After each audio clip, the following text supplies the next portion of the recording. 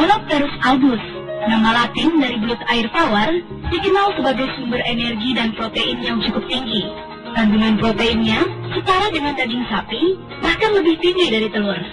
Hal inilah yang membuat permintaan belut cukup tinggi di pasaran, khususnya pasar luar negeri. Jesus Santosa, salah satu pembudidaya belut yang memfokuskan usahanya untuk pasar luar negeri. Karena cukup mudah dilakukan dan tidak membutuhkan lahan yang luas, ia lalu tertarik pada usaha budidaya belut ini dan memulainya 2 tahun lalu. Media yang digunakannya adalah drum yang diisi dengan lumpur untuk mengatasi lahan minim yang berada persis di belakang rumahnya di kawasan Bekasi. Rata-rata berbekas oli ya, saya beli gitu kan, bekas oli. Saya cat dulu ininya, dalamnya supaya jangan berkarat. Terus saya buka sudah 30 cm gitu kan, mulutnya ya. Lumpurnya sekitar 50 cm-an, lumpur terus airnya 5 cm. Karena menggunakan media drum, maka harus dilakukan penyesuaian agar belut tetap merasa seperti di habitatnya. Untuk itu, biasanya ditanam eceng gondok di atas permukaan air. Itu pun harus disesuaikan banyaknya agar tersedia cukup oksigen untuk pertumbuhan belut. Jumlah maksimal eceng gondok adalah 30% dari permukaan air.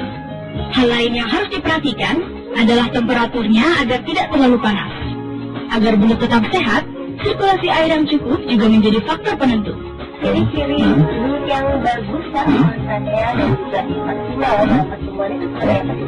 Belut yang sehat, belut yang lincah gini nih kan. Dan kan kalau dalamnya kan berarti sakit ya. Dan badannya nggak boleh cacat ya, nggak boleh luka. Jadi harus sempurna gini mbak.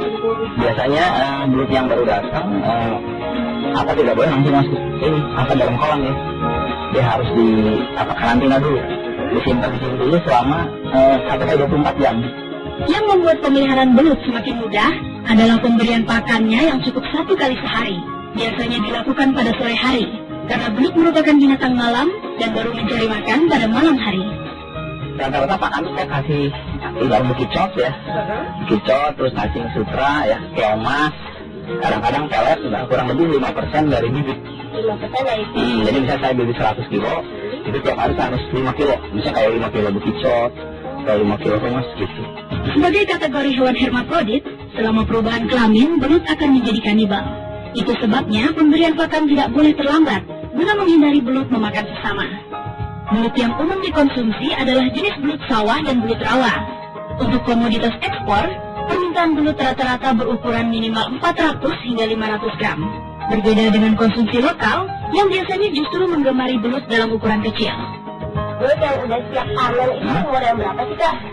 Buat ekspor ya, itu jadi yang 9 bulan ya. Oh yang 9 bulan. Yang ukurannya itu 1 kilo itu 2-3 ekor. 1 kilonya, jadi besar-besar ya. Digoreng, dijadikan keripik, atau diolah menjadi